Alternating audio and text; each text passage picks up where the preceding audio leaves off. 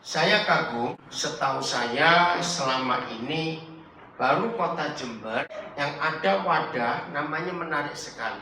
Sejahtera Kota. Betul begitu ya? Ya. Nah, itu yang luar biasa. Setahu saya belum pernah dengar di kota lain ada sebuah wadah Sejahtera Kota. Nah, tadi ada 2 sesi dalam seminar pagi. Nah, kalau bisa sore besok diharapkan bisa datang juga. Dan ini sungguh luar biasa. Saudara, sudah banyak hal yang dibuat oleh gereja untuk menyatakan kasih Tuhan, untuk menyatakan Injil Tuhan, untuk menyatakan surga ke dunia. Sudah banyak yang dibuat. Doa, KKR, seminar, semuanya. Hari ini kita akan melihat dari sudut pandang Tuhan tentang tanggung jawab gereja kepada kotanya atau tempat atau daerah di mana kita tinggal sebagai gereja. Dan itu sungguh-sungguh kerinduan Tuhan yang luar biasa. Nah, kita akan melihat apa yang tertulis di Alkitab. Ya, bukan apa yang pernah terjadi di kota-kota lain. Dari tahun berapa ya? Awal 2000-an sudah banyak kegiatan kegerakan tentang kota. Kalau saudara masih ingat beberapa tahun yang lalu ada film Del Almalonga, ya, bagaimana pertanian pun jadi luar biasa dan banyak contoh-contoh yang lain. Tidak salah, tidak salah. Tapi kita percaya bahwa Roh Kudus itu kerjanya beda-beda. Betul? Ya. Bisa hebat di tempat sana, belum tentu bisa hebat di sini. Ya. Sebab Roh Kudus yang paling tahu apa yang dibutuhkan daerah itu. Itu Roh Kudus yang paling tahu. Maka itu kita harus mengikuti apa yang Roh Kudus mau katakan kepada kita. Nah, kepada semua saudara yang belum tahu tentang bagaimana tugas kita mensejahterakan kota di mana kita tinggal, maka hari ini kita akan belajar. Nah, kalau ada saudara-saudara dari Jember belum tahu, nah, panitianya mana? Grup ini mana? Coba angkat tangan, supaya dia angkat tangan. Nah, itu dulu tuh tangan-tangan terangkat, orang Jember, lihat mereka, angkat tangan tinggi dong. Ulangi lagi, nah itu dia. Awas kalau nggak mau gabung dengan mereka. Saya bertanggung jawab. Baik, kita akan melihat. Saudara kan kaget kalau kita melihat Alkitab. Ternyata, jangan marah dulu para pendeta khususnya. Ternyata yang Tuhan mau buat untuk setiap kota, setiap tempat, itu bukan lewat kebaktian gereja, bukan lewat doa-doa, KKR, seminar, bukan. Apalagi hari ini ada gereja yang aneh-aneh, suka ngencroti apa-apa gitu. Berarti mercik ini, bukan itu. Terus pakai banner-banner, bukan. Setan nggak takut dengan barang-barang itu. Setuju nggak saya ngomong itu? Lalu apa? Nah, ternyata yang Tuhan rindukan lewat keluarga. Lewat keluarga. Saya mau tanya dulu kepada saudara. Tuhan sebetulnya lebih sering, lebih rindu hadir di gereja kebaktian atau di rumah? Jawabannya baik. Di rumah. Dan itu fakta. Kenapa dia lebih senang hadir di rumah? Memang Tuhan kita adalah Tuhan yang sangat sayang keluarga. Sangat sayang keluarga. Institusi pertama, lembaga pertama yang dibentuk oleh Tuhan kita, bukan negara, bukan pemerintah, bukan lembaga keuangan, tapi keluarga. Itu tertulis di Alkitab.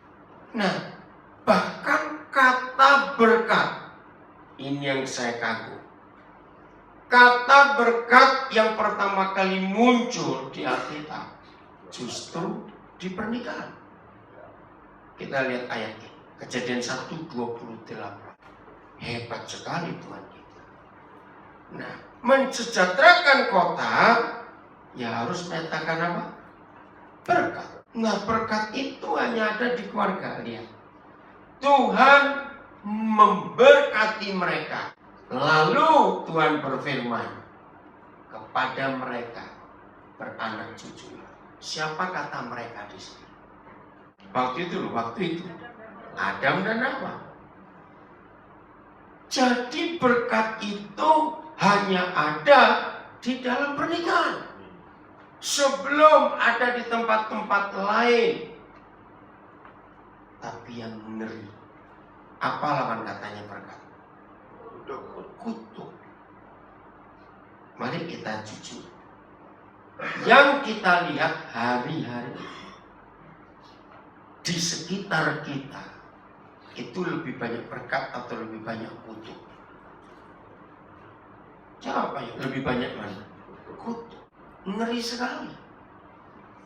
Nah, waktu Roh Kudus mengajari saya ini, saya lebih kaget lagi.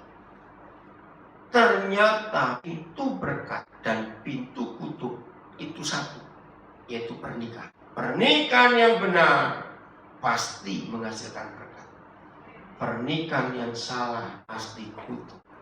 Bayangkan, dua hal yang bertentangan, dua hal yang bertolak belakang, ternyata pintunya sama, yaitu apa? Pernikahan. Anak-anak muda, berbagailah kalian, dengarkan. Salah menikah itu pasti kutuk. Catat baik-baik. Ngeri sekali. Dan ini yang iblis buat. Nah, kutuknya mudah kok iblis buat kutuk itu. Balik saja hukum ini. Jadi maksud Papa di surga harus dilantik jadi suami istri lebih dulu, baru boleh jadi papa mama. Tapi iblis membalik. Berapa banyak pernikahan yang rusak karena jadi papa mama dulu baru jadi suami istri. Ngerti maksudnya? Yang anak-anaknya tidak ikut, suruh baca ayatnya. Cerewetlah kita kepada mereka. Maafkan saya harus buka ini. Dan kalau ada yang kena, pertobatan bisa memulihkan semua. Kalau ada hamba-hamba Tuhan di sini, setuju dengan apa yang akan saya nyatakan, katakan ya. Begini, buat kami hamba-hamba Tuhan ini, pelayanan yang paling berat, yang paling merepotkan, yang paling susah, bereskan masalah rumah tangga. Betul hamba-hamba Tuhan? Nah, ini cuma iseng saja. Apalagi waktu mereka pesta kita gak diundang, waktu repot kita diundang gak diundang. Buat kami hamba-hamba Tuhan, bereskan masalah rumah tangga itu bisa berhari-hari. Bahkan apalagi akhir-akhir ini, tidak sedikit keluarga hamba Tuhan bermasalah. Betul tidak? Nggak sedikit. Nah, ini kan mengerikan sekali. Coba saya, itu hari lalu, salah seorang anak kami baru menikah tanggal 12 Agustus yang lalu. Terus dia nulis begini, maju ke sini, bacakan ini. Ntar aja. Perlu kacamata enggak? Enggak ya? Ini hari apa ini? Hari Jumat kemarin. Ini kan Senin. Ya Jumat. Pak, aku lagi enek gitu. Eneknya panjang. Dengerin orang kenapa sih Pak, masalah rumah tangga itu banyak sekali jatuh di perselingkuhan. Dalam 1 minggu ini aku dengar 18 teman atau relatif mau cerai dan lagi proses cerai. Ada yang ortunya mau cerai. Kenapa ya? Oke. Kan dia baru menikah tanggal 12 Agustus yang lalu. Dan saya memberkati pernikahan itu. Dia cerita seperti ini. Dalam seminggu dia dengar 18 keluarga. Ngeri nggak? Ini baru satu keluarga.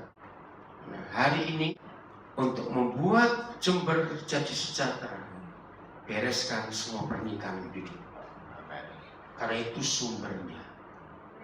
Ya, nanti pelan-pelan kita akan bongkar Alkitab dengan ayat-ayat itu supaya kita tidak salah. Suatu kali suami yang masih muda baru menikah 3 bulan, itu saya nggak kenal. Lah papanya kenal. Dia bilang, Koden tolong, Aduh, kami itu baru nikahkan anak. Saya tahu mereka baru nikahkan anak, cuma saya nggak diundang karena anaknya nggak kenal saya. Mau cerai kok? Masa? Baru 3 bulan? Iya. Ya, namanya dengar itu, ya saya datang. Ternyata suami istri ini orang hebat. Dua-dua ngerti Alkitab. Nah itu malah repot saya ngomongnya. Tahu firman. Jadi kalau perang pakai ayat. Di hari ketiga, saya datang. Tiba-tiba papanya itu berteriak. Wih, saya sampai kaget. Aduh, saya bisa rasa sakit hati. Untuk nikahkan kamu, utang papa belum lunas. Kamu sudah minta cerai. Sakit nggak hati papa kalau dengar ini. Saya bilang, papa, saya nggak mau lewat hari keempat. Ini sudah 3 hari, nggak selesai. Saya bilang besok saya minta hari terakhir. Dan saya nggak mau lagi. Karena mereka ngerti firman juga. Roh Kudus ingatkan saya, Daniel, besok kalau kamu balik, ingatkan janji nikah mereka. Nah maka itu sejak kejadian itu saya pesannya kepada rekan-rekan pendeta, jangan memberkati pernikahan janji nikah didikte atau suruh baca. Jangan sekali-kali. Itu berbahaya. Karena hampir semua gereja janji nikahnya itu sudah baku, tinggal baca saja. Nggak boleh. Dengarkan. Saya balik hari keempat. Oke. Saya nggak tahu harus bicara apa lagi karena kalian juga tahu, kalian tahu firman Tuhan. Gini saja. Masih ingat nggak janji nikah kalian? Wah, dengan gagah perkasa si suami berkata, sangat ingat, baru 3 bulan. Kenapa kamu lagi? Kan saya ngomong. Jawabannya, kan bukan saya yang janji, saya dibacakan. Habis. Bukan dia yang janji, karena didikte. Sejak itu, saya nggak mau pakai cara itu. Di antara semua proses ritual pernikahan, kalau sebagai kata agama, maka yang paling sakral, yang paling kudus, itu waktu mengucapkan janji. Kita buka ayatnya, Maleakhi 2:14. Itu yang paling sakral. Nah sejak itu kalau saya nikahkan orang, saya bilang jangan dihafal, jangan dibaca, keluar dari hatimu. Sebab apa yang kamu ucapkan berdua, itu menentukan Tuhan layak meneguhkan dan memberkati kamu atau tidak. Kalau janji ini kamu nggak beres dan Tuhan tahu, pernikahan itu bisa batal dan bukan berkat tapi kutuk. Dan kamu bertanya, lihat ya. Kitab Maleakhi ini kitab untuk imam. Maafkan saya harus buka ini. Dan saya harap tidak ada yang marah atau mulai pikirannya macam-macam, lari daripada konteks kalau saya buka kitab Maleakhi. Kitab Maleakhi adalah kitab khusus untuk imam. Saya baca baik ke-4 pasal ini. Tuhan tidak berfirman kepada umat di kitab Maleakhi. Berarti tentang perpuluhan itu bukan untuk jemaat, itu untuk para pendeta. Tapi sayang banyak pendeta memanipulasi ayat ini untuk ngancam umat. Padahal firmannya itu untuk kami para hamba Tuhan. Nah salah satu yang mereka marah, dan kamu bertanya, siapa kamu? Para imam. Oleh karena apa? Nah sayang waktunya, nanti saudara baca sendiri pasal 3, pasal 2. Hari-hari itu imam-imam di Israel protes sebab persembahan mereka tidak diterima oleh Yahweh Tuhan. Oleh karena apa? Kalau saya teruskan ya artisnya. Oleh karena apa persembahan kami tidak diterima? Begini jawaban. Oleh sebab Yahweh, saya tambahkan kata, yang telah menjadi saksi antara siapa? Engkau dan istri masa mudamu. Jadi ini firman untuk siapa? Ini firman untuk siapa? Bukan, suami. Ini untuk suami. Karena kepala, karena imam. Saudara, ada ratusan ayat di perjanjian lama maupun perjanjian baru yang Tuhan hadir memberkati Tuhan hadir menolong, menghibur, memberikan mujizat, dan macam-macam lagi. Tapi hanya satu ayat, catat ini baik-baik, dia hadir menjadi saksi. Renungkan, saudara boleh bongkar Alkitab, saudara tidak akan ketemu kecuali ayat ini, Maleakhi 2:14. Yahweh Tuhan hadir menjadi saksi antara engkau dan istri masa mudamu. Jadi waktu kapan dia hadir menjadi saksi kita? Waktu kita menikah. Nah, inilah literatur tertua yang pernah ditemukan oleh manusia. Mengapa semua manusia di dunia, di negara apapun, negara komunis, negara Islam, negara demokrasi, negara Kristen, negara apa saja, boleh tidak orang menikah tanpa saksi? Jawab, enggak ada. Ini literatur tertua. Yang tadi pagi hadir tentang hebatnya Alkitab, tambahkan salah satu. Pertanyaannya, untuk apa dia repot mau hadir waktu manusia menikah untuk jadi saksinya? Kira-kira saudara mikir apa? Untuk apa kira-kira? Menjadi saksi? Kan nggak pernah menikah aja orang-orang ini. Ayo, waktu kita menikah kenapa ada saksi? Untuk apa saksi ini? Fungsinya untuk apa? Mengetahui, apalagi tahun ringan kalau cuma mengetahui. Ayo menjadi saksi untuk mengesahkan. Tanpa saksi pernikahan tidak sah. Jadi ini luar biasa.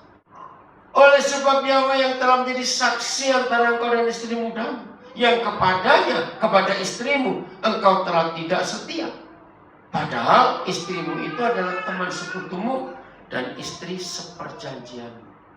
Hebat. Jadi kalau sampai Tuhan ada menjadi saksi, luar biasa. Maksudnya begini.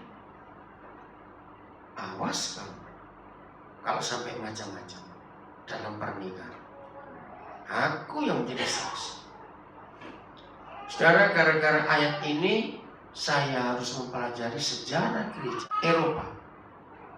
Sebab gereja Eropa itu termasuk yang tertua, sehingga kita bisa belajar dari semua tradisi mereka yang masih terpakai dengan benar. Begini sejarah gereja Eropa. Zaman itu orang menikah tidak ada yang pesta, semuanya di gereja. Jadi orang hadir di gereja. Nah, waktu tamu masuk itu hanya nulis nama, tidak boleh tanda tangan. Tanda tangan para tamu itu baru diberikan setelah pemberkatan selesai dan para tamu mendengar dua orang ini berjanji, maka pulang baru bubukan tanda tangan. Nah, buku tamu pernikahan itu disimpan sebagai buku kudus yang kedua setelah Alkitab sepanjang umur pernikahan mereka. Dan kami buktikan. Suatu kali pas kami di Eropa, di Belanda, hadir di ulang tahun pernikahan yang ke-25. Begitu kami masuk, ada 2 buku. Nah, saya sudah lupa. Tapi akhirnya Tuhan baik untuk melihatkan itu. Terus ditanya oleh penerima tamu, apakah saudara datang waktu mereka menikah? Oh enggak, kami belum kenal. Saya bilang begitu. Oh ya sudah. Kenapa? Oh, kalau saudara datang waktu mereka menikah, tolong isi buku yang tua ini. Oh, saya bilang luar biasa. Dan bukan tanda tangan lagi. Oh begitu. Ternyata begini tujuannya. Waktu kita hadir di gereja, waktu mereka menikah, kan kita dengar juga janji nikah mereka. Mungkin, nggak harus, mungkin. Setelah sekian waktu, kita dengar kabar tidak baik tentang keluarga itu. Misalnya, apalagi bilang mau cerai. Maka kita yang hari mereka menikah itu datang, berhak datang ke rumahnya. Kalau orang Jawa bilang meluruk, atau kata meluruk, datang ke rumah mereka, tanya mana buku tamu pernikahan kalian, dan kita berhak untuk membuka halaman tanda tangan kita. Aku tanda tangan ini karena aku dengar janji nikah. Dahsyatnya buku tamu pernikahan. Tapi sayang, sampai Indonesia itu jadi buku nomor kado. Bukan itu. Itu buku sakral. 17 Agustus kemarin, pas 25 tahun kami menikah. Tamu pernikahan kami masih kami simpan. Saudara nggak main-main, dihadir menjadi saksi. Dahsyat sekali. Hebat bukan? Nah, awas jangan sampai ada suami kurang ajar lalu menghapus satu kata antara engkau dan istri mudamu. Awas. Itu lain lagi. Masa mudamu jadi cuma satu kali. Oke. Bagaimana Roh Kudus menolong saya untuk menemukan kata menjadi saksi? Karena Kejadian 1 ayat 26. Coba kita lihat. Kejadian 1 ayat 26. Nanti saya kembali lagi soal janji nikah itu ya. Berfirmanlah Tuhan, baiklah kita menjadikan manusia menurut gambar dan rupa kita, supaya mereka bagaimana? Nah, kata ini yang mengganggu pikiran saya. Supaya manusia itu berkuasa. Apa kata lain berkuasa? Memerintah. Betul. Apalagi keluarkan kata-kata lain berkuasa. Itu memerintah. Berhak. Apalagi memegang apa? Otoritas. Oke. Ternyata proses pelimpahan otoritas, proses berhak memegang pemerintahan itu hanya lewat satu kejadian. Namanya apa? Pelantikan. Betul? Nah, sebuah pelantikan pejabat yang sudah terpilih lewat pemilu, dengar, ada dua hal yang dilakukan. Satu, sumpah jabatan. Ahok adalah pejabat pertama di Indonesia yang selalu mengucapkan kalimat kata ini. Aku tunduk pada konstitusi dan aku pegang sumpah jabatan. Selalu begitu. Yang kedua, ada saksi. Betul? Pelantikan pejabat, baik dari camat, saudara sampai ke presiden, harus ada saksi, harus ada sumpah yang diucapkan. Nah, saya dari sini tanya, kalau begitu kapan otoritas pemerintahan itu kami terima? Nah, jawabannya di ayat 28. Dan Tuhan memberkati mereka. Ternyata ada terjemahan lain yang saya pernah baca. Dan Tuhan melantik mereka. Maka itu dalam pelantikan itu harus ada saksi. Ngerti nggak maksud ini, saudara? Jadi yang paling sakral dari semua ritual pernikahan, ada yang buka cadar, ada yang pasang cincin, ada yang tangan gembala diletakkan di kepala mereka, dan macam-macam lagi. Ternyata satu, waktu kita mengucapkan janji nikah, itu luar biasa. Semua agama di dunia punya ritual perkawinan. Betul tidak? Nggak ada agama yang punya semua. Termasuk orang-orang animis. Artinya kata animis, mereka punya. Tetapi hanya gereja yang punya 3 kata penting dalam pernikahan. Perhatikan ini. Peneguhan, pemberkatan, nikah kudus. Kenapa? Persaudara kata kudus. Ini rahasia yang iblis gak suka dengan kekudusan. Dan iblis maunya merusak pernikahan. Pernikahan jadi tidak kudus kalau urutannya dibalik. Seks dulu, baru pernikahan. Apa yang terjadi di sebuah wilayah setelah pilkada, KPU menghitung pemenangnya adalah pasangan nomor sekian. Mutlak lagi. Nggak perlu ada putaran kedua. Dengar baik-baik. Nah, begitu diumumkan KPU pemenangnya pasangan nomor sekian, langsung mereka dua besok masuk kantor pemerintahan sebelum pelantikan. Terjadi apa? Rusuh. Ternyata sama. Pernikahan yang seks lebih dulu, pasti ada kerusuhan di keluarga itu. Sebab melanggar kekudusan. Dua orang ini nggak bisa. Loh, apa salahnya? Toh kami sudah terpilih, menang mutlak lagi. Boleh berkata begitu? Jauh boleh berkata begitu tanpa pelantikan? Tidak. Saudara, ini dipakai oleh iblis. Saya mundur lagi saja. Jadi ketika saya cukup lelah dan cukup capek, kenapa sih pernikahan ada masalah seperti ini? Saya minta, Papa, beri saya satu ayat saja, supaya saya itu nggak bertele-tele. Sejak itu, saudara, begitu ada masalah pernikahan, nggak sampai setengah jam beres. Saya cuma tunjukkan ayat ini, maaf.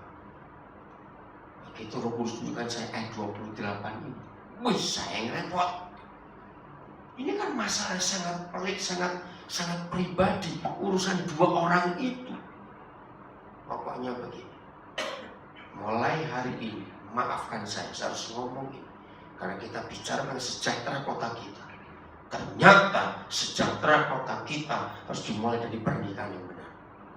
Begitu pernikahan salah, rusak karena setan masuk. Sejak hari itu, 90 sekian persen, baik keluarga pendeta maupun keluarga jemaat yang pernikahannya bermasalah, ternyata pelanggaran ini ada seks dulu sebelum pelantikan. Ternyata itu pintu kutub yang masuk. Ngeri. Gereja harus mengajarkan kebenaran. Oke, saya stop dulu karena saya tahu ini orang terkejut. Dari mana ayat mana lagi? Saya berani menyatakan bahwa keluarga adalah satu-satunya harapan Tuhan untuk memulihkan negeri ini. Keluaran pasal 1, kita nggak usah baca karena terlalu panjang, cuma kita ringkas saja. Mulai ayat berapa tentang penindasan Israel di Mesir? Kita coba cari mulai di perikop ayat berapa tentang penderitaan Israel di Mesir. Ayat berapa? 5. Mulai ayat berapa? 5 ya? Oke. Nah, sampai selesai pasal 1, itu semua cerita tentang penindasan, kesengsaraan, penderitaan Israel. Oke? Sekarang pasal 2 ayat 1.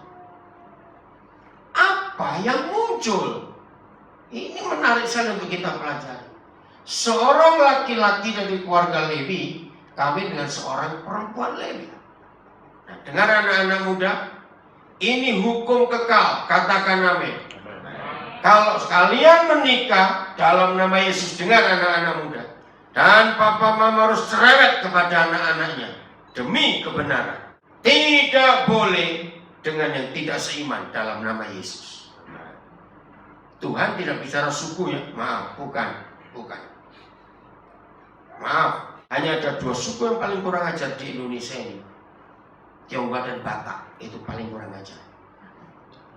Anaknya harus menikah dengan satu suku, bertobat.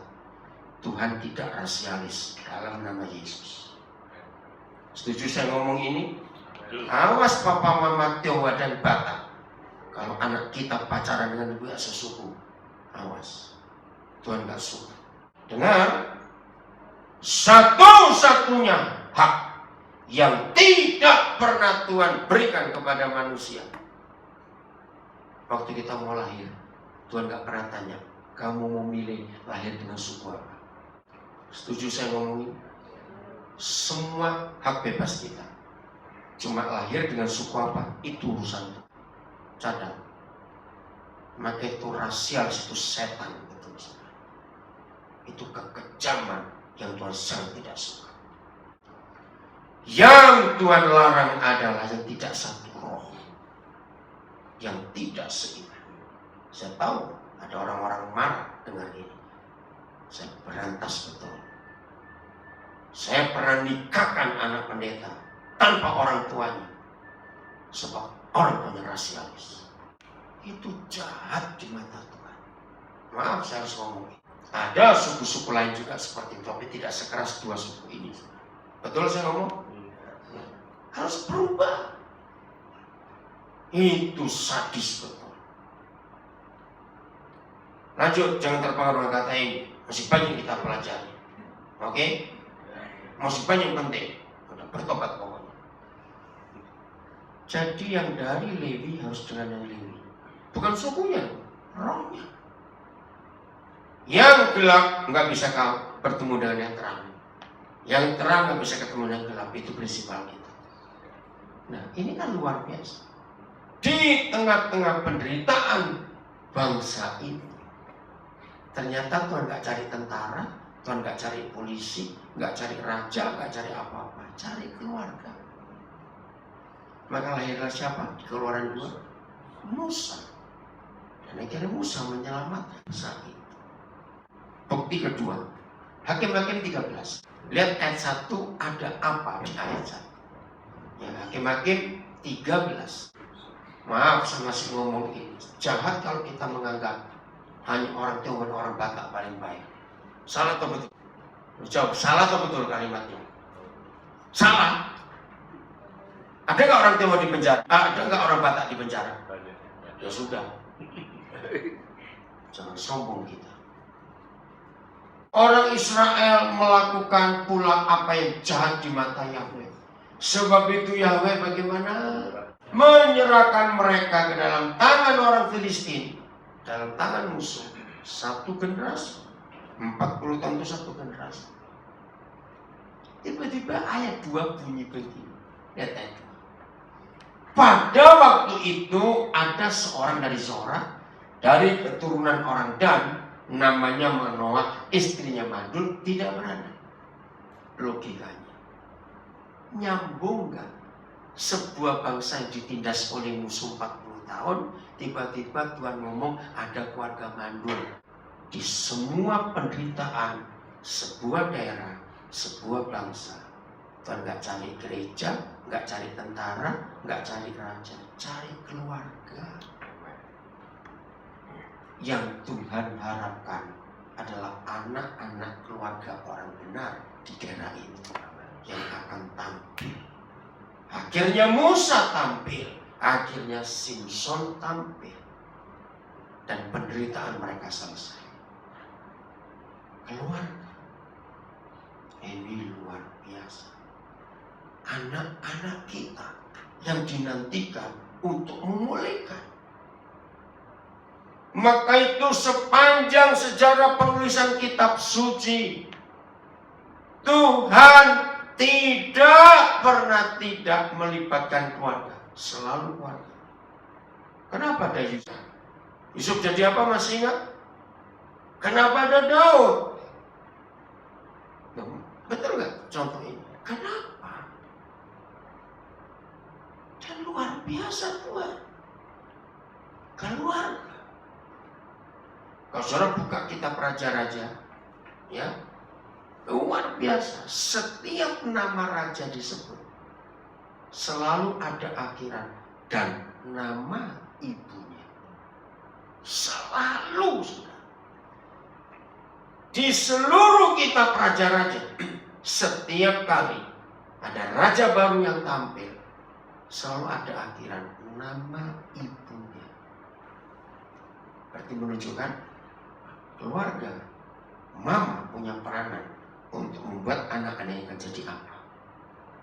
Sampai umur tertentu, itu peranan mama. Hebat sekali kalau kita melihat konsep Alkitab. Apa yang terjadi kalau anak-anak itu salah karena keluarganya salah? Ngeri sekali. Satu-satunya kalimat di Alkitab, saya ulangi, satu-satunya kalimat di Alkitab tentang pemulihan itu cuma ada di Ratapan pasal 5. Kita buka dulu. Ratapan pasal 5. Ayat 1. Saya minta saudara lihat Alkitab saudara, judulnya apa? Ya, judulnya apa? Ratapan pasal ini. Dari 66 kitab yang ada di Alkitab, maka kitab ratapan yang namanya paling jelek, meratap.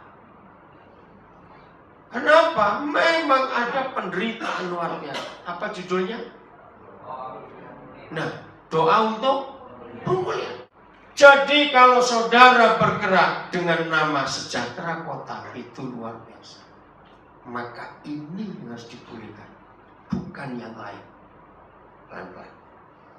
Ingatlah ya Yahweh, apa yang terjadi atas kami. Pandanglah dan lihatlah akan kehinaan kami. Yang tadi pagi tidak hadir, saya ingin ulangi. Kalau saudara mengajar dan membacakan Alkitab, baca dengan intonasi yang benar. Mengerti maksudnya? Kenapa saya tidak membaca dengan intonasi itu? Karena ini ratapan. Nggak bisa dibaca, ingatlah ya Tuhan apa yang terjadi atas kami, pandanglah dan lihatlah akan kehinaan kami. Nggak ada artinya. Ini meratap, ini menjerit. Ingatlah ya Yahweh, apa yang terjadi atas kami. Pandanglah dan lihatlah akan kehinaan kami. Siapa kami di sini? Kita belum tahu. Ayat 2. Ini lebih celaka lagi ayat 2. Milik pusaka kami beralih kepada orang lain. Rumah-rumah kami kepada orang asing. Kalau kita mendengar ada orang mengeluh seperti ini, berat nggak beban hidupnya? Sangat berat. Siapa mereka? Ayat 3 menjelaskan. Kami menjadi anak yatim, tak punya bapak, dan ibu kami seperti janda. Jadi siapa mulai? Anak-anak.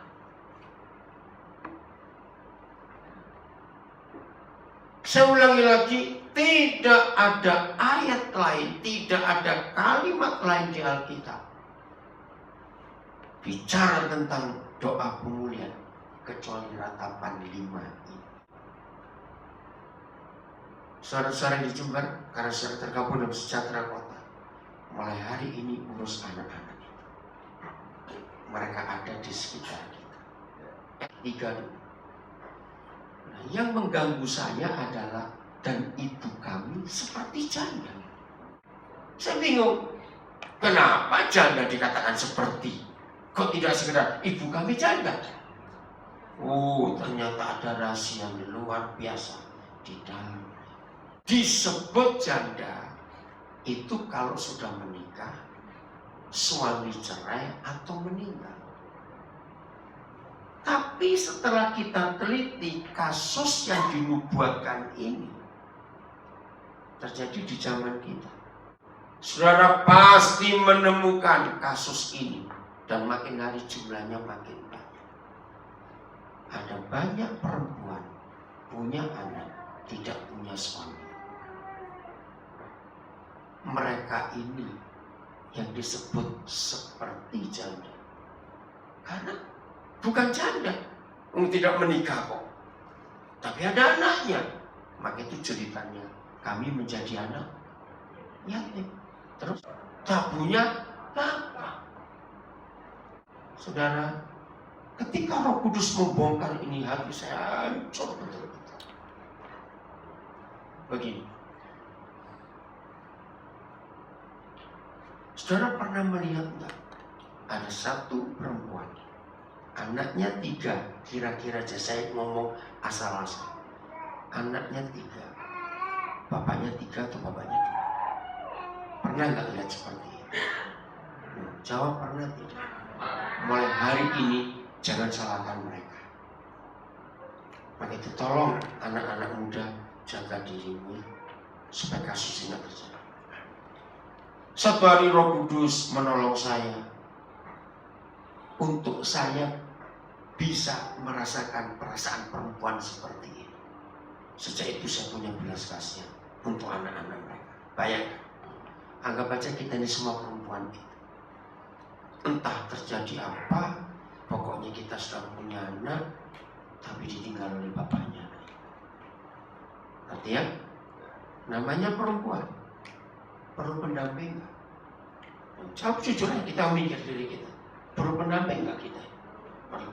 Dan kita mikirkan anak ini bapaknya siapa? Anak pun perlu bapak. Nah, nggak tahu bagaimana. Datang cowok bajingan yang kelihatannya baik. Ayo, maaf kalau kita perempuan yang sudah kayak begini, ketemu bajingan begini. Bisa nggak kita melihat ini bajingan? Kelihatannya baik kok. Ngerti maksud saya? Aduh, akhirnya sebagai perempuan yang sedang perlu, ya udah menyerahkan semuanya. Hamil lagi kita. Tapi namanya bajingan. Ditikam. Ngerti contoh ini saudara? Zaman dulu banyak janda karena perang. Betul? Tapi zaman ini ada kata sepertinya buat saya kan. Ayat 4. Air kami minum dengan membayar. Masih anak-anak. Kita masih bicara anak-anak yang ada di firman ini. Bayangkan untuk minum aja bayar. Kami mendapat kayu juga dengan bayaran. Kayu itu untuk masak. Zaman itu nggak ada minyak, nggak ada gas. Jadi pakai kayu. Bayar. Ayat 5. Kami dikejar dekat-dekat. Ini luar biasa kebenaran. Kenapa mereka dikejar dekat-dekat? Karena dua hal. Satu, mereka gak bisa lari jauh karena lapar dan haus. Betul? Kenapa mereka dikejar? Sebab anak-anak yang seperti ini itu hama di masyarakat. Ngerti kata hama? Ngerti gak maksud ini? Loh, iya atau tidak? Apa itu? Apa maksud hama di sini? Perusuh, suka buat onar. Habis gimana? Rumah-rumah kami, milik pusaka kami tidak masih enggak? Kemana? Ya terjual. Tanggal 21 Juli yang lalu, saya dapat WA. Saya nggak kenal. Dia guru TK, tapi cowok. Saya pikir kok ada guru TK cowok. Nah, dia melamar ingin gabung dengan TK kami yang ada di Papua. Dia sebutkan saya punya keahlian ini, saya punya keahlian ini. Tapi yang Roh Kudus katakan luar biasa. Jangan urus lamarannya. Tolong ketemukan dia dengan bapaknya. Ini lewat WA, jadi saya nggak ketemu. Saya kenal betul suara itu. Akhirnya saya telepon. Maaf, saya nggak bicara soal lamaran dulu ya, soal guru TK. Boleh nggak saya ngomong sesuatu? Papamu di mana? Dia kaget waktu saya telepon. Saya nggak ketemu dia sudah 18 tahun. Lalu ada di mana Papa? Ada di Jepang. Kenapa? Mama saya orang Belitung, Papa saya orang Jepang.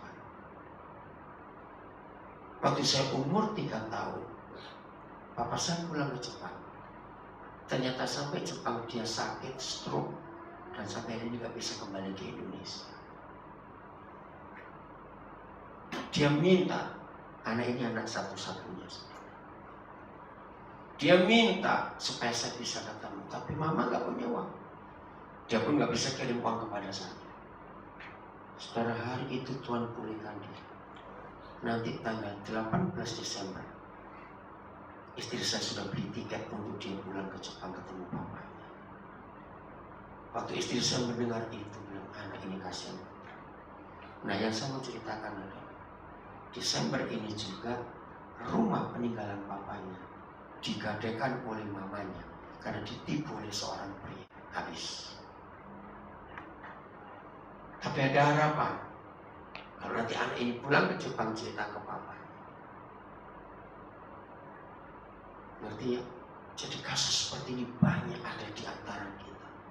Milik pusaka kami terjual. Rumah kami jadi milik orang asing. Maka itu mereka ada di jalanan.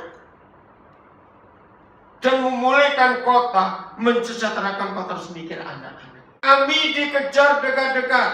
kalau sekarang yang ngejar Satpol PP. Betul enggak?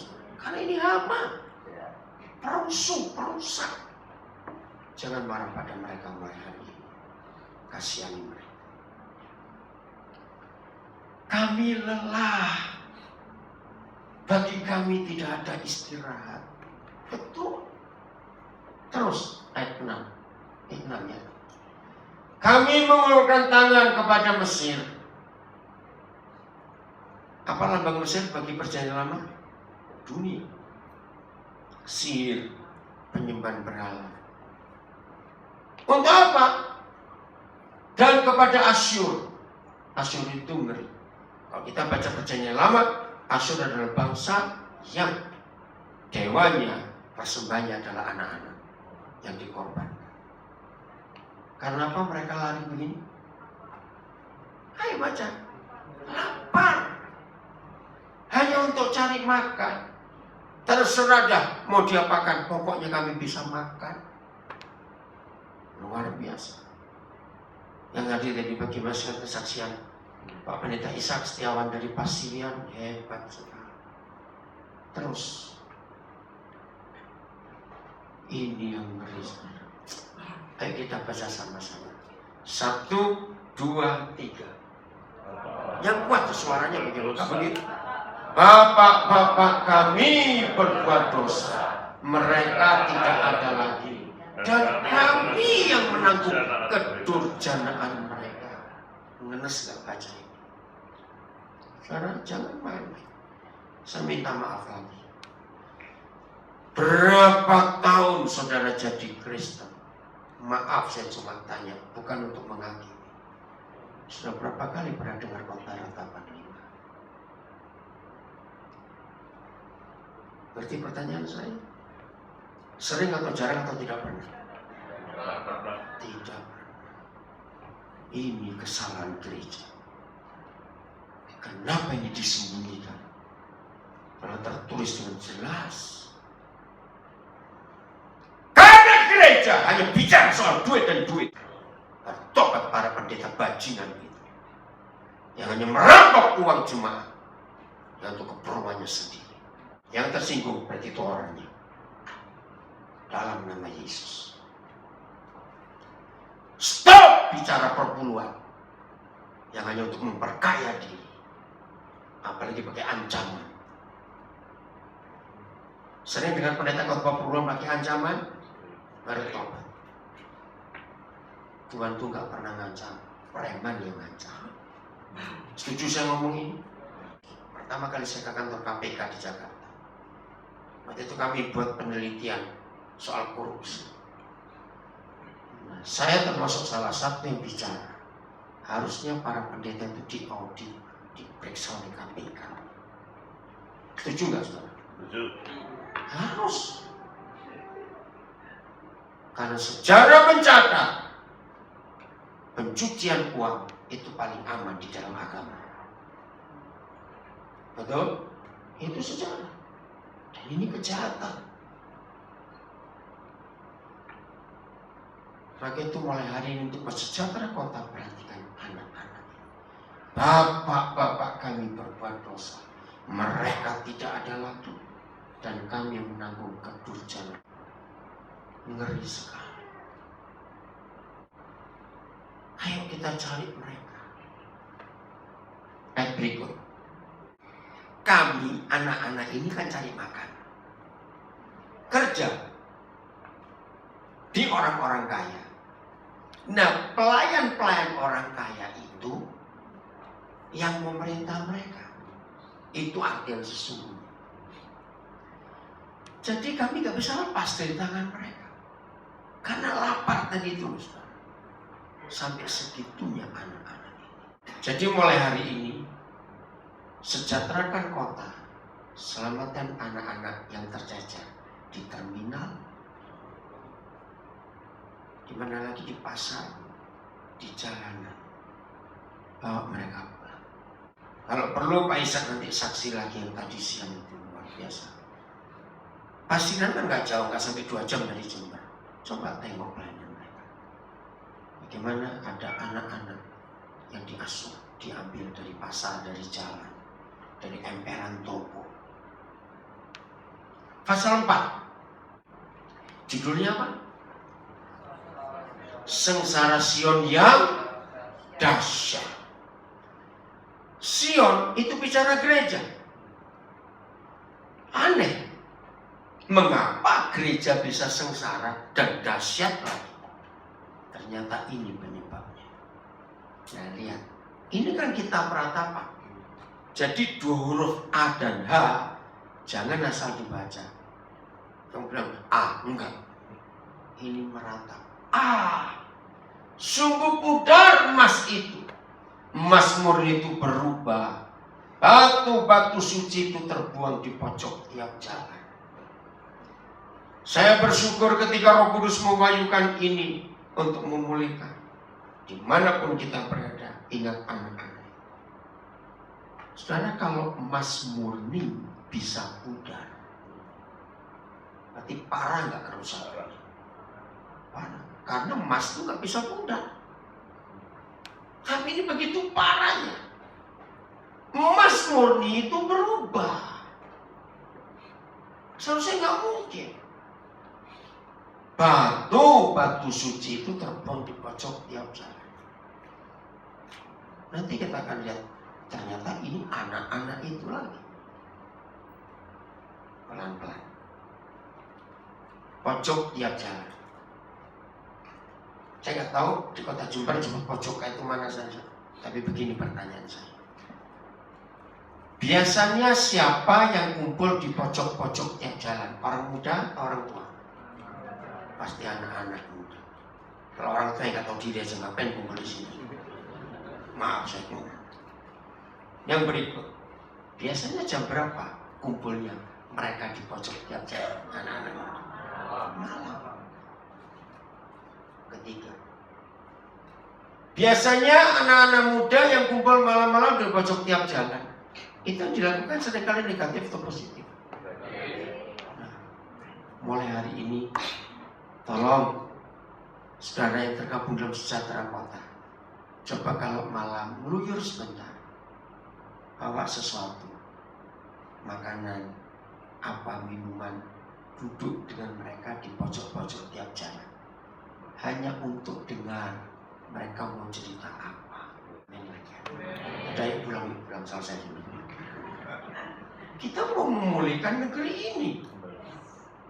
Dan jumlah mereka itu yang terbesar dalam populasi penduduk. Tercecer di pojok tiap jalan. Anak-anak Sion yang berharga, yang setimbang dengan emas tua. Nilainya hebat bukan? Alex kenapa? Ada sesuatu? Sungguh mereka dianggap belanga-belanga tanah buatan tangan tukang periuk. Hancur nggak usah begini hidup ini. Betul? Bisa saya sebut gara-gara narkoba emas berubah jadi kereweng. Kan itu bahasa Jawanya. Betul tidak? Gara-gara narkoba. Jadi ini rusak. Moral rusak, hidup hancur. Betul? Kita harus tampil memulihkan mereka. Ayat berikut. Serigala pun memberikan teteknya dan menyusui anak-anaknya, tetapi putri bangsaku telah menjadi kejam seperti burung unta di padang pasir. Gila ini betul-betul. Maaf saudara. Saya tidak tahu di Jember pernah atau sering atau tidak bayi di tempat sampah, bayi di WC umum, mayat bayi ngambang di kali. Ngerti maksudnya? Kalau itu ada, dan ini ayat. Kalau sampai pencipta alam semesta membandingkan manusia dengan serigala, berarti kita sudah kelewatan. Di dalam dunia binatang ada 2 jenis, binatang buas dan binatang sadis. Binatang buas itu singa, buaya, harimau. Kenapa buas tapi tidak sadis? Masih ingat kalau mereka menerkam mangsa mananya dulu? Lain. Berarti langsung mati. Tapi kalau serigala tidak, sadis, disiksa dulu, ditarik-tarik dulu. Serigala makin puas makan sebelum mati, mangsanya kesakitan, sadis. Tapi Bapa di surga membandingkan dia dengan kita. Ternyata kita lebih kejam. Induk serigala saja masih mau netei anaknya. Tapi manusia sudah kejam. Nah, waktu saya meneliti ini dengan sosiolog-sosiolog yang ada, maka itu Alkitab ini bisa dihidupkan dan diterima oleh kalangan manapun. Para sosiolog kaget waktu saya bahas ayat ini. Begini saya cerita. Jangan salahkan para ibu yang kejam. Loh, kok bisa? Kembali, ayo kalau kita jadi perempuan kita ngandung anaknya. Loh, betul tidak? Loh, kan anaknya laki-laki itu toh. Tapi dia nggak bertanggung jawab. Loh, kok enak? Jadi kita nggak bisa berkata, kenapa ibu itu kejam? Tunggu dulu. Loh, iya atau tidak? Ngerti nggak perasaan ini, saudara? Kamu yang buat itu sampai anakmu ada di perutku. Lalu kamu nggak bertanggung jawab. Aku suruh ngurus, kok enak? Di situ saya merasakan luar biasa kurang ajarnya setan merusak. Nah, kalau bapaknya nggak mau, mamanya nggak mau, ya wajar dong. Ini saya diskusi dengan para sosiolog itu. Saya ulangi, ini waktunya kita tampil untuk menyelamatkan mereka. Sebab nggak ada anak yang salah. Yang salah pasti kita orang tua ini. Amin. Kalau serigala saja masih mau netei anaknya, tapi manusia sudah kejam luar biasa. Ayat berikut. Lidah bayi melekat pada langit-langit karena haus. Saya pernah punya pengalaman menemukan anak ini. Tergeletak. Nggak ada suara. Cuma, aduh, kalau saya ingat itu. Dan kering bibirnya. Lidahnya lengket ke langit-langit. Saya nggak tahu saudara pernah melihatnya. Saya pernah melihat ayat ini terbukti di depan mata saya. Puji Tuhan, saya ambil anak itu. Saudara, ketika tangisannya sudah nggak ada air mata lagi. Sampai nggak ada suara. Kanak-kanak apa? Meminta roti, tapi tak seorang pun memberi. Bayang.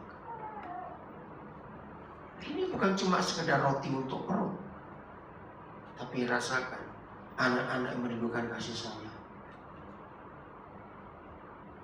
Saya cuma cerita.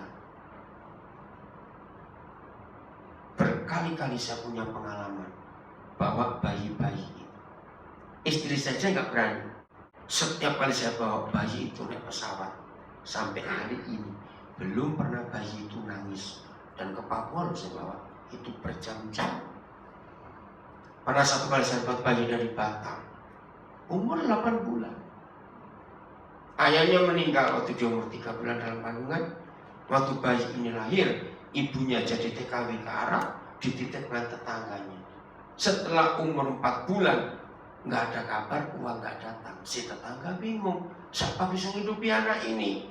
Nah, tetangganya itu teman saya, tetangganya yang menerima bayi ini. Dia bilang, tolonglah kalau ada yang mau ngurus anak ini loh, kenapa? Nah, teman saya itu pikir ini anaknya dia. Bukan, ini anaknya orang ini dulu yang sudah pergi, mungkin sudah mati. Nah, saya suka ngumpulin anak seperti itu. Teman saya telepon, yaudah saya ongkosi teman saya itu untuk ke Jakarta. Sampai di Cengkareng cuma serah terima aja. Saya langsung bawa ke Nabi. Begitu anak itu saya gendong, saya harus pindah 2 pesawat. Dari Jakarta ke Makassar ke Sorong, Sorong baru ke Manokwari. Ini pertama kali saya menemukan seorang bayi yang begitu lengket. Jadi saya kan mesti ke toilet dong, kencing. Ini bayi nggak mau dilepas. Waktu saya kasih ke pramugari, nangis dia. Begitu saya pegang dia diam, saya sampai terharu sekali. Nah, Orang-orang kalau lihat saya begitu, tanya, lu mana ini ibu bapaknya? Ya saya kakeknya bilang aja, jadi guru di Papua, saya bilang begitu, beres. Dan saya bersyukur gak pernah nangis anak-anak. Saya nggak ngitung dari Ambon, saya pernah bawa dari Jambi, dari Pekanbaru, dari Kalimantan. Saya bawa sendiri. Dan itu luar biasa. Ternyata kasih itu hebat sekali. Kasih itu hebat. Nah, jadi lihat, mereka itu butuh kasih sayang, butuh pelukan. Ayat berapa ini? Ayat berapa? 4. Coba lihat lanjut. Oke, enggak begitu. Ayat 7, coba ayat 7.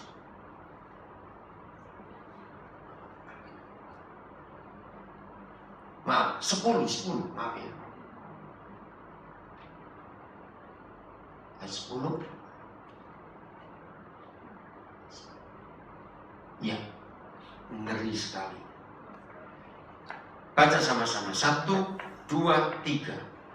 Dengan tangan sendiri, wanita yang lemah lembut memasak kanak-kanak mereka untuk makanan mereka, tatkala runtuh putri bangsa. Mungkin saudara nggak pernah dengar ada ibu merebus anaknya untuk makan. Tapi pernah nggak dengar ada orang tua jual anaknya? Kalau jual sejak bayi, oke lah, walaupun itu salah. Tapi berapa banyak kita dengar dijual untuk seks? Betul tidak? Ada nggak pernah dengar nggak kasus itu? Nah, ini buktinya. Berarti ada orang tua makan anaknya dengan cara dia karena ekonomi. Dan itu terjadi. Saudara, maka itu tidak ada ayat lain di Alkitab yang bicara soal doa pemulihan kecuali kita memulihkan anak-anak itu. Enggak, amin. Tentu ngajak ngomong saudara ini. Amin. Pulang dari sini, buka rumah saudara. Saya selalu mengajar orang dengan konsep ini. Demi pemulihan dan demi Injil sampai kemana-mana. Pertama, buka mata melihat penderitaan orang. 2, buka telinga mendengar tangisan orang. Ketiga, buka hati untuk terima itu. Yang keempat, buka dompetmu. Pada yang terakhir, buka rumah kita. Tanpa itu nggak akan ada pemulihan. Sekarang kita tahu mengapa yang dirusak iblis bukan institusi DPR, bank, atau gereja, masih ada sampai sekarang. Atau sekolah Alkitab masih ada, bahkan nambah banyak. Yang dirusak oleh iblis adalah keluarga. Kenapa? Karena iblis ingin merebut anak-anak dalam keluarga ini. Saya akan tunjukkan 3 ayat untuk saya gabung. Betapa kurang ajarnya iblis. Efesus 6. Ayat berapa itu? Senjata iblis anak panah berapi. Coba lihat. Efesus 6 ayat berapa? 16 atau 16. Coba lihat. Efesus 6. Ayat 16. Yuk. Ya, ayat 16. Dalam segala keadaan, pergunakanlah perisai iman, sebab dengan perisai itu kamu akan dapat memadamkan semua panah api dari si jahat. Jadi menurut firman Tuhan ini, senjata iblis itu adalah anak panah. Dan dia kasih api ujungnya. Ternyata kita menemukan di Alkitab, iblis tidak pernah punya pabrik senjata. Loh, tapi kok punya senjata? Saya bersyukur begitu cara Roh Kudus ngajari saya untuk menemukan fakta-fakta di dalam hidup sosial ini. Bagaimana Tuhan? Mereka nggak punya pabrik senjata, tapi bisa punya senjata. 1 Petrus 5, ayat yang ke-9. 1 Petrus 5, ayat yang ke-9.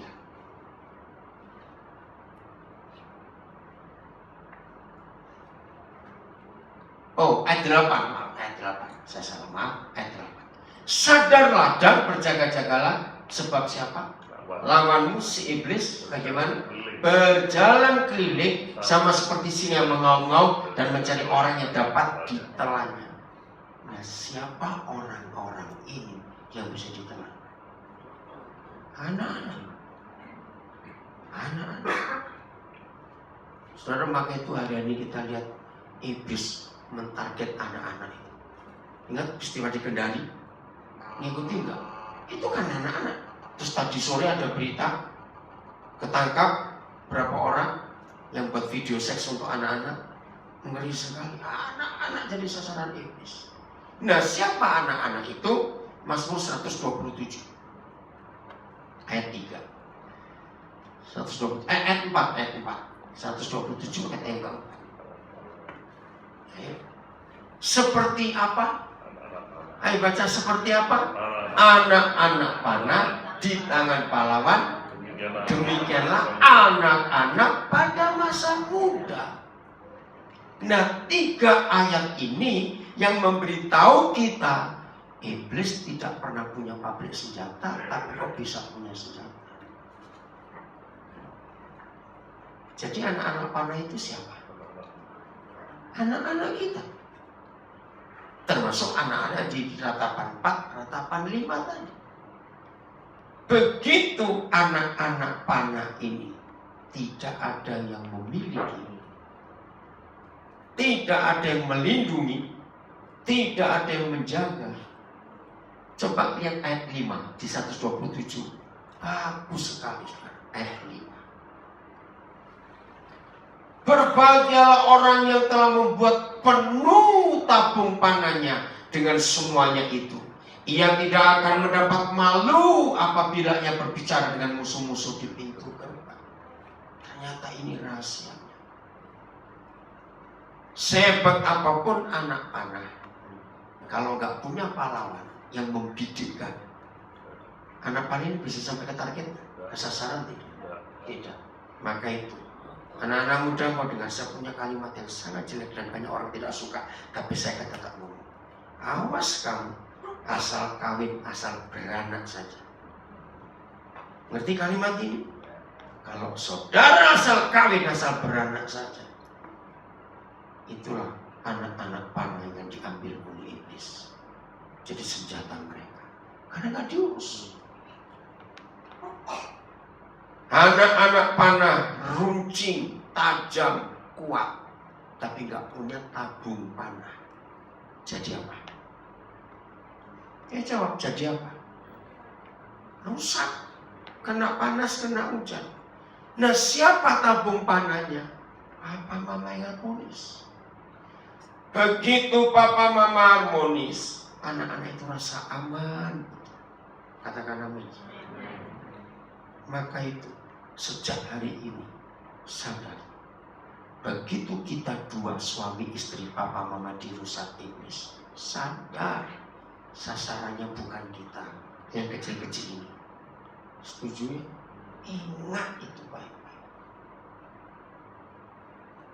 Ketika kasus-kasus pelecehan anak-anak begitu banyak merebak, saya ngomong kepada banyak orang, jangan ngurusi korbannya, sudah ada yang ngurus. Jangan ngurusi penjahatnya, saya diurus polisi. Siapa yang diurus? Orang tua. Loh, kok orang tua? Begini penemuan saya. Semua anak, semua, nggak peduli anak bangsa apa, orang tuanya kerja apa, Tuhan ciptakan naluri di hatinya menolak orang asing. Jawab iya atau tidak? Semua anak itu pasti nolak orang asing. Jadi kalau sampai ada anak-anak bisa ketangkap pada para bajingan itu. Dengarkan. Waktu mereka para penjahat itu mau ngerebut anak-anak itu, pakai kekerasan atau pakai yang bagus-bagus, yang manis-manis? Jawab, pakai cara apa? Yang bagus-bagus, manis-manis. Nah, ini yang saya ajarkan. Berarti semua anak yang bisa ketangkap oleh para penjahat itu, mereka nggak dapat yang dari rumah. Loh, betul atau tidak? Karena di rumah tidak dapat yang bagus-bagus, yang manis-manis itu. Begitu ada yang nawari, itu kan naluri anak, aduh aku suka itu, aku senang itu. Kena. Maka itu yang patut dan harus disalahkan, bukan penjahatnya. Siapa? Orang tua. Karena tidak memenuhi yang dibutuhkan oleh anak-anak itu. Sederhana sekali kalau kita lihat Alkitab. Jadi tabung panah yang bisa melindungi anak-anak panah adalah harmonisnya papa mama. Katakan amin. Maka itu kalau anak-anak cukup dapat kasih sayang dan kebahagiaan orang tuanya, percayalah mereka nggak cari di jalanan, nggak cari di pasar, nggak cari narkoba, nggak cari macam-macam. Betul atau tidak? Sudah cukup. Cukup.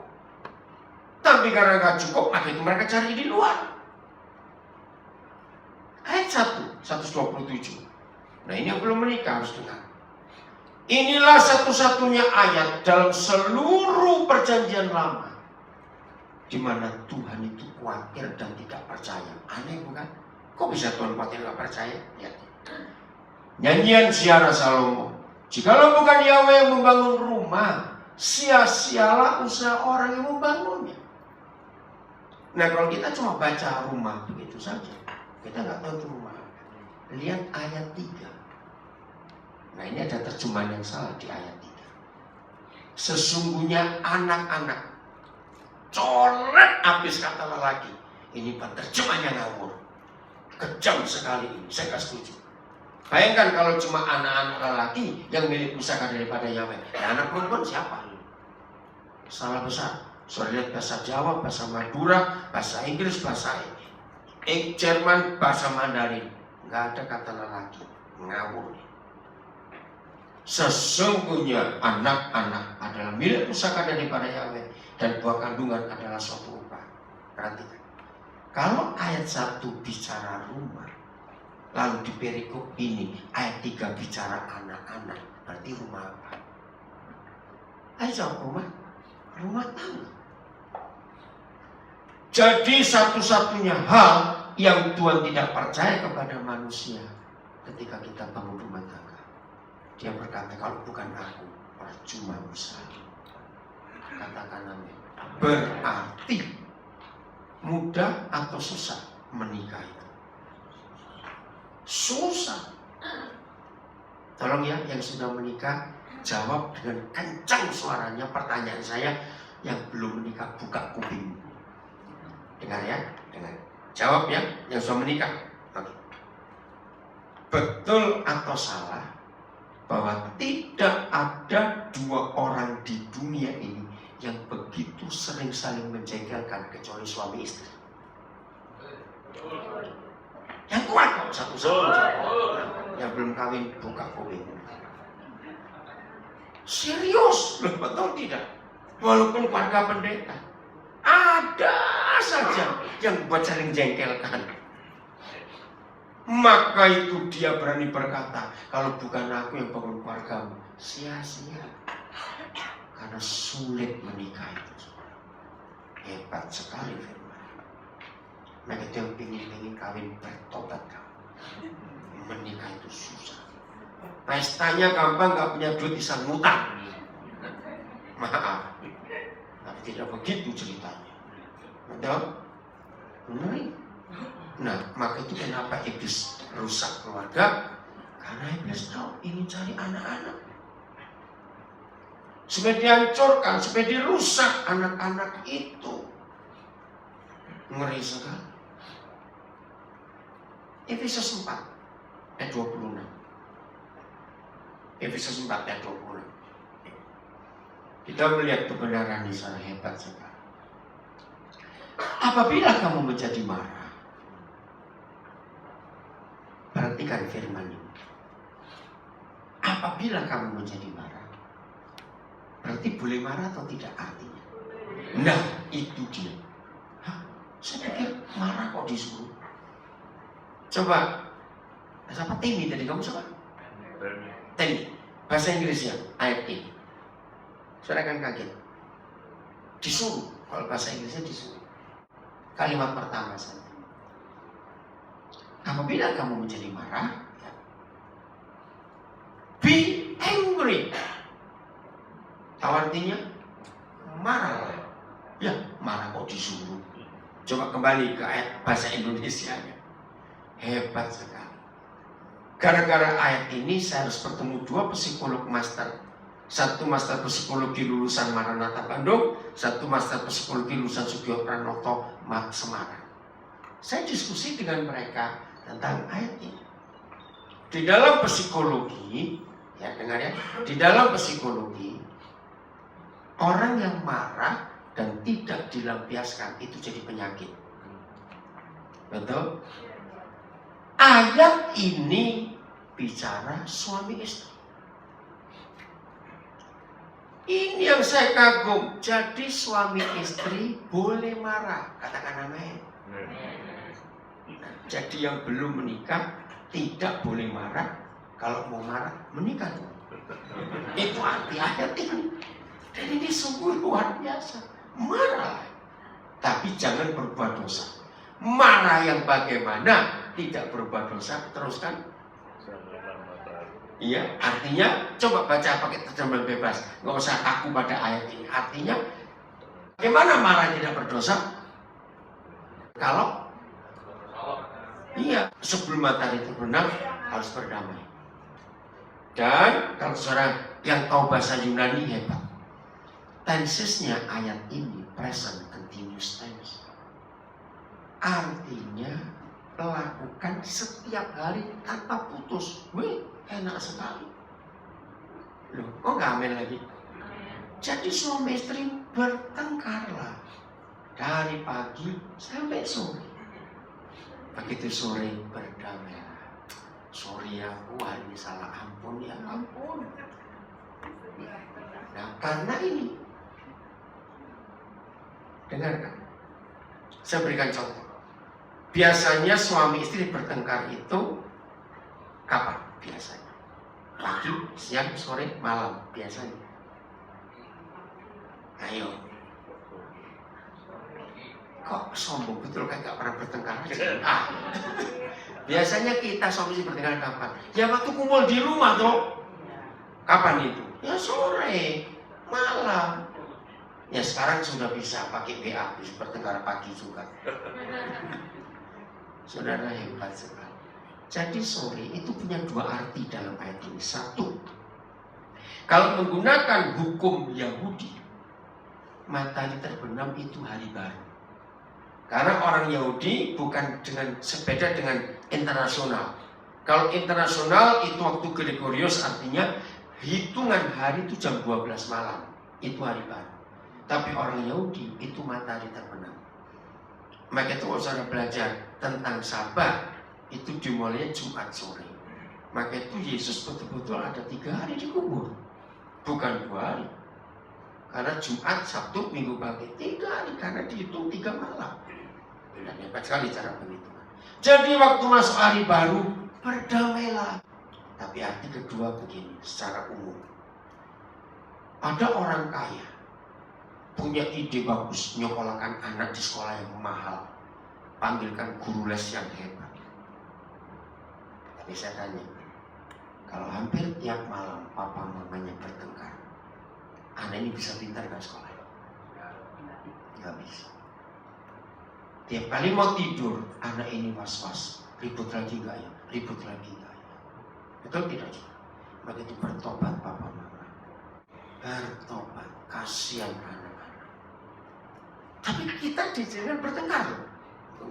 Maka saya berdoa minta kepada Roh Kudus. Jadi bagaimana? Papa mama kalau sudah emosi, jangan di depan anak. Diizinkan, pokoknya sudah berdamai. Nah, saya dapat hikmat. Pilih salah satu dari 3 tempat untuk bertengkar. Catat supaya jangan lupa. Catat. 1, cari kuburan.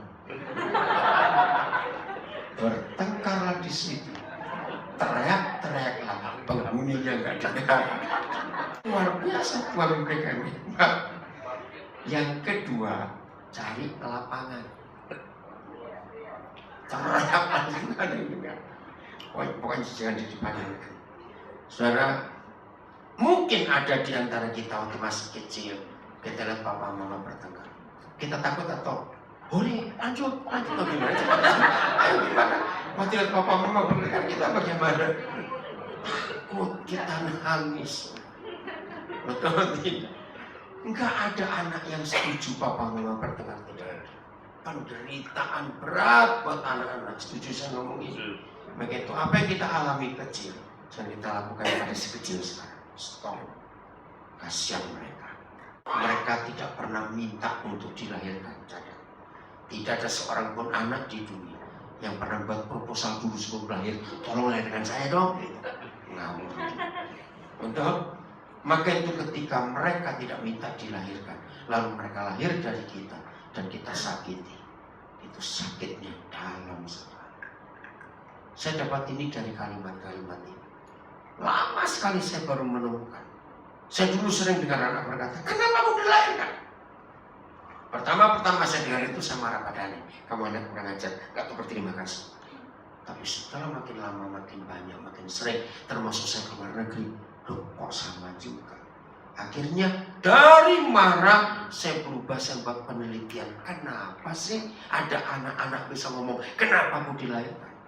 Saya buat angket. Saya banyak tanya berapa psikolog untuk membuat kuesioner itu pertanyaan. Sampai pada kesimpulan. Ada satu pertanyaan saya kaget. Jadi menurut kalian anak-anak, kalian lebih suka ada papa mama tapi nggak berfungsi, atau lebih suka lihat kuburan mereka? Jawaban koresponden saya 80% lebih. Kami lebih suka lihat kuburan papa mama. Hancur betul. Seperti ini penderitaan anak-anak yang papa mamanya rajin bertengkar.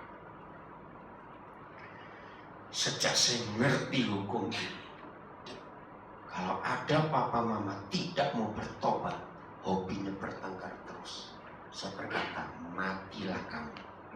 Sebab anak-anakmu lebih aman. Serius. Ini bukan saya buat-buat, tapi itu kejujuran anak-anak. Kalau lihat kita rajin bertengkar, betul nggak? Hancur hati mereka. Maka itu hari ini kita harus sadarkan kebenaran ini. Jadi ketika sore kita pulang ke rumah, anak-anak di rumah, berdamailah papa mama, bersukacitalah di situ, makan bareng-bareng, rame cerita. Anak-anak bahagia luar biasa, betul? Jadi kebahagiaan kita papa mama adalah kebahagiaan anak-anak.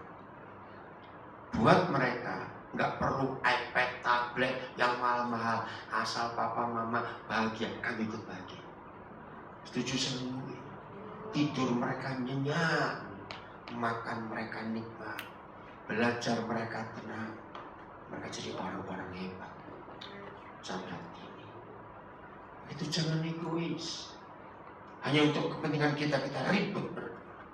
Tempat ketiga, pinggir laut, bertengkar di sana. Amin. Hafal tadi tempat pertama di mana? Kuburan. Tempat kedua di mana? Lapangan. Ketiga, jangan di pasar kamu bertengkar, bikin malu aja. Pilih 3 tempat ini salah satu. Nggak ada ayatnya, jangan dicari, nggak apa-apa. Cuma saya iseng aja tanya, khusus di mana? Apa yang terjadi kalau matahari terbenam? Kita belum berdamai. Lihat ayat 27. Baca sama-sama. 1, 2, 3. Dan janganlah beri kesempatan pada iblis. Pelan-pelan. Jadi ayat ini nggak boleh kita comot berdiri sendiri, harus gabung dengan ayat 26. Nah, kalau sudah matahari terbenam, kita suami istri belum berdamai, terus ada firman, berarti kamu memberi kesempatan kepada iblis. Nah, kata kesempatan di sini artinya apa? Peluang. Oke, masih terlalu abstrak. Yang lebih gampang di mana? Tempat. Oke, maju lagi. Ada lagi setelah tempat, peluang. Pintu, oke. Waktu. hati begini. Ini kan bicara malam.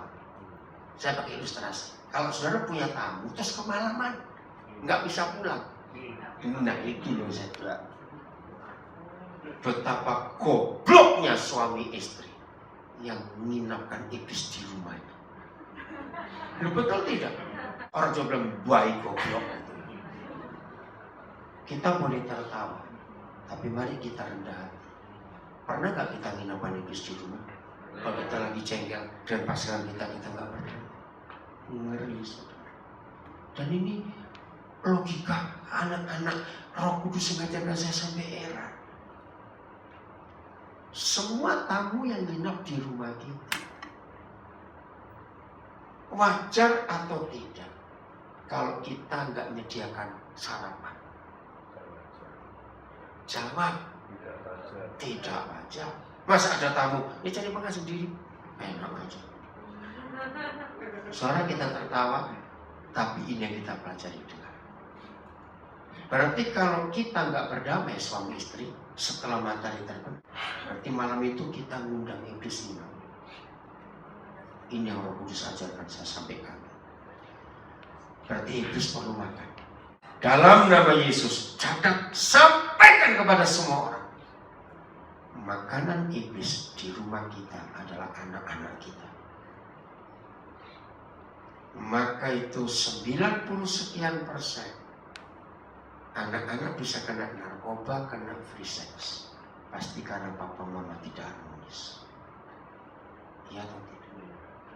Itulah lauk pauknya iblis. Betapa kejamnya kita papa mama. Mungkin saudara kurang ngerti kalau lihat dari wajah saudara masih belum. Bayangkan kalau kita pelihara buaya dan yang kita berikan makan adalah anak kita. Itu artinya apa? Artinya apa itu cepat? Bukan cuma kejam, sadis. Papa mama yang tidak mau berdamai setelah matahari terbenam, maka dengan terang-terangan kita mengizinkan iblis untuk memakan anak-anak kita. Jangan main-main. Maka itu sampai ada ratapan 4, ratapan 5 tadi. Dan ini sambungannya semua. Iblis selalu cari anak-anak. Dan untuk memangsa anak-anak, hancurkan papa mamanya. Habis. Maka itu seringkali ada orang tua marah kepada anaknya. Tunggu. Saya lihat kalau Roh Kudus bekerja itu luar biasa. Jadi ketika iblis merusak suami istri, sasarannya bukan kita, tapi anak-anak. Tolong mereka, tampung mereka mulai hari. Tampung mereka. Dan mereka perlu tempat, perlu perlindungan, perlu tabung panas itu tadi. Jadi saya kembali sebentar ke kitab Kejadian tadi. Siapa pemegang otoritas setelah dari Tuhan? Masih ingat ya tadi ya? Suami. Orang berkata, orang menjawab, presiden negara. Salah. Kita lihat ayatnya. 1 Korintus 11 ayat 3. Maka itu fakta berbicara. Antara istri dan suami, siapa yang lebih banyak dirusak oleh iblis? Jawab, siapa yang lebih banyak dirusak oleh iblis? Suami. Karena ayat ini. Tetapi aku mau supaya kamu mengetahui hal ini, yaitu kepala dari tiap-tiap laki-laki, saya ganti ya. Tetapi aku mau supaya kamu mengetahui hal ini, yaitu kepala dari tiap-tiap suami ialah Kristus, kepala dari istri ialah suami, dan kepala dari Kristus ialah Tuhan. Nah ini tidak urutan hierarkinya. Coba kita susun. Berarti ada berapa kepala di alam semesta ini? Ayo, ada berapa kepala? 3. 1. Yang paling atas Tuhan sendiri.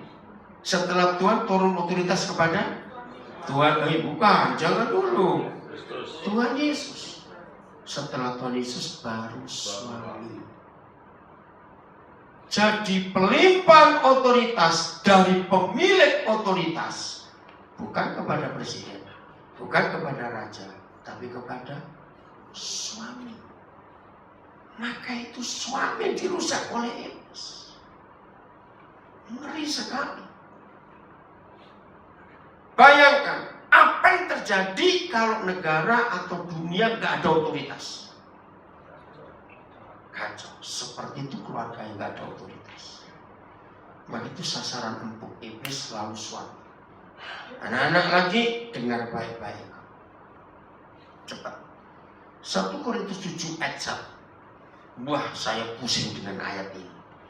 Berbulan-bulan saya nggak ketemu jawabannya. Coba bayangkan. Ayo baca sama-sama. 1, 2, 3. Dan sekarang tentang hal-hal yang kamu tuliskan kepadaku adalah. Ayo cepat. Nah, ini kan perang dunia ke-7 kalau laki-laki nggak boleh kawin. Betul tidak saudara? Kenapa? Nah, waktu saya baca ini pertama kali, saya lupa tahun berapa itu.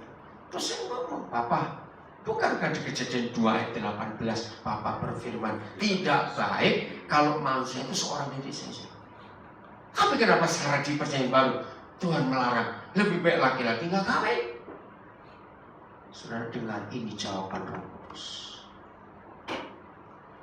Menurut Efesus 5 ayat 22 dan seterusnya. Begitu seorang pria selesai mengucapkan janji sumpah pernikahannya, lalu tangan gembala meletakkan di atas kepalanya, diletakkan di atas kepalanya. Detik itu pria ini berstatus suami. Dan kata suami menurut Efesus 5 itu mewakili Tuhan Yesus. Dengar lagi-lagi. Semua suami adalah wakil Tuhan Yesus. Sejahat apa istri kita, senyeleweng apa istri kita, suami tetap bertanggung jawab. Karena Kristus tidak pernah menceraikan kita. Nggak ada yang amin. Banyak orang salah pakai Matius 19. Belum boleh diceraikan kalau itu karena perzinahan. Tunggu dulu. Hukum perzinahan di KUHS, Kitab Undang-Undang Hukum Surga, beda dengan KUHP, Kitab Undang-Undang Hukum Perkara. Beda. Di KUHP berzina itu banyak pasalnya. Berzina karena megang buah dadanya, berzina karena pegang pantatnya, berzina karena meluk, macam-macam. Tapi KUHS cukup satu. Barang siapa, terus kan jangan pura-pura lupa, melihat orang lain dan menginginkannya, berarti sudah berzina dengan dia di pikirannya. Coba dengar kalimat ini. Sependeta-pendetanya seorang pendeta. Jadi pendeta apa ini? Pendeta apa cepat? Pendeta hebat. Matanya masih bisa kurang ajar. Ya sudah. Berarti menurut hukum surga, ada nggak seorang pun manusia yang bebas dari dosa berzina? Ya sudah. Kenapa kita harus ceraikan istri kita? Padahal kita sering berzina, tapi orang nggak tahu. Enggak, amin. Betul. Jadi menjadi suami itu mewakili Tuhan Yesus. Tidak boleh ceraikan istrinya sama sekali. Berapa belas bulan kemudian istrinya melahirkan. Detik pertama tangisan bayi terdengar. Wah. Pria yang sama yang tadinya mewakili Tuhan Yesus. Detik itu pria ini mewakili Bapa di surga yang ada di dunia. Karena jadi Bapa. Maka itu kenapa ada ayat ini. Kalau laki-laki yang sudah jadi suami dan jadi Bapa, tapi hidupnya hancur, lebih baik kau sekali. Karena ini merusak semua. Jelas? Maka itu jangan asal kawin, asal beranak saja. Babi dan anjing kamu dalam nama Yesus. Dengarkan kata ini. Gereja harus berani berkata ini kepada dunia. Katakan amin. Untuk mengajar kebenaran yang luar biasa. Sebelum saya lupa, tidak ada buku kecuali Alkitab Dan tidak ada Tuhan selain Tuhan kita yang minta anak sulung. Saudara boleh baca buku apa saja di dunia, tidak ada yang bicara anak sulung kecuali kita. Ternyata tidak semua anak pertama itu anak sulung. Kaget saya waktu Roh Kudus ngajar, kok bisa? Saya bilang, Alkitab adalah satu-satunya buku yang membahas soal keperawanan dengan rinci dan detail. Anak sulung hanya bisa dilahirkan oleh seorang perawan, dan tanda perawan hanya dimiliki seorang gadis selaku darah. Maka itu gadis-gadis, jaga dirimu. Kembali saya ketemu psikolog-psikolog. Ternyata tercatat sampai hari ini robeknya keperawanan yang bukan oleh berstatus suami, itu berarti robeknya jiwa si pemilik itu. Ngerti kalimat ini? Begitu anak-anak gadis, jaga dirimu. Yang punya anak perempuan, ingatkan ini. Dalam Ibrani 12 dan Wahyu 14, saya waktunya nanti cari di rumah. Kalau saya mau disusi, saya berikan nomor telepon saya. Ibrani 12 dan Wahyu 14, itulah dua pasal di Perjanjian Baru yang membahas tentang gereja yang anggotanya anak sulung semua. Dan gereja akhir zaman yang dinantikan oleh Tuhan yang anggotanya anak sulung semua. Gereja itu bisa mengalahkan neraka. Rupanya iblis tahu, sebelum mereka dikalahkan, mereka kalahkan kita dulu. Maka free sex terjadi. Hukum Kejadian 1:8 dibongkar bangkit. Banyak orang seks dulu, baru jadi suami istri. Itu pintu tutup. Nah, yang sudah salah bertobat betul. Karena itu sumbernya. Oke, saya teruskan dulu ini supaya ngerti. 1 Timotius 2 ayat 8. 1 Timotius 2 ayat yang ke-8. Enggak ada, kalau saya lihat ada yang luar kota ya. Karena tadi berapa orang dari Ambulu nggak kelihatan lagi. Ada yang dari luar kota langsung dijumpa. Oh, dari mana Bu? Oh, Bondowoso, nginep atau pulang? Oh, pulang, enggak apa-apa, dekat sambil makan tape nanti. Oleh karena itu, ayo baca sama-sama. 1, 2, 3. Oleh karena itu, aku ingin supaya di mana-mana siapa orang laki-laki apa berdoa dengan meregang tangan yang suci tanpa marah dan perselisihan. Luar biasa. Tolong para pendeta, para gembala perhatikan ayat ini. Sampai hari ini saya tidak tahu sumbernya dari mana. Mengapa semua gereja berkata pendoa itu perempuan? Betul atau tidak? Salah. Salah besar. Setelah saya belajar ayat ini, ternyata pendoa itu susu laki-laki. Maka itu kalau ada kebaktian doa, jam doa yang datang istri-istri, suruh pulang, panggil suamimu.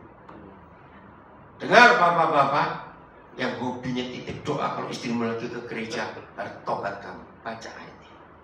Nah, yang suami tidak ikut, istri yang datang, kalau suamimu titip doa, bacakan ayat ini. Maka ibu-ibu berkata merdeka, nggak ada tuntutan doa. Dan kita lihat dalam hukum Perjanjian Lama, siapa yang boleh berdoa sambil menandakan tangan? Ini pangkatnya apa? Imam. Imam. Dan ini dahsyat. Masih ingat Keluaran 17? Ketika Israel diserang musuh, lalu Musa ngapain? Nah, gabungkan 1 Timotius 2 ayat 8 dengan kisah itu. Hebat. Berarti ketika suami-suami tangannya tidak najis, tangannya kudus, dan kalau menadakan tangan ke surga, ada nggak setan berani masuk ke keluarganya? Tidak. Sejak saya ngerti hukum ini, tiap kali ada laporan keluarga begini, anak begitu, tangkap bapaknya. Ini sumbernya. Tanganmu tidak kudus. Jangan main-main dengan ayat ini. Ngerti nggak? Otoritas dari pemilik otoritas diturunkan kepada manusia, kepada siapa tadi? Lah maksud lupa. Suami. Tolong kami para istri. Kalau suami bisa marah dan berselisih, dengan siapa? Ditanya kok. Dengan siapa? Ya yang paling dekat dong. Masa ada orang bisa dicubit dalam jarak 3 meter, tangannya seberapa? Maka itu sebelum iblis ganggu suami, dia ganggu istrinya. Untuk terus cari masalah hari ini, tolong suami istri, mari kita jaga pernikahan kita. Amin. Ini cuma intermezzo aja, ayatnya nggak ada. Sehebat-hebatnya kepala, perlu leher nggak? Nah, leher itu di mana? Di badan atau di kepala? Cuma intermezzo, nggak ada ayatnya. Leher itu di mana? Cepat saya tanya. Di badan atau kepala? Bukan di antara badan, di badan. Oh, di antara.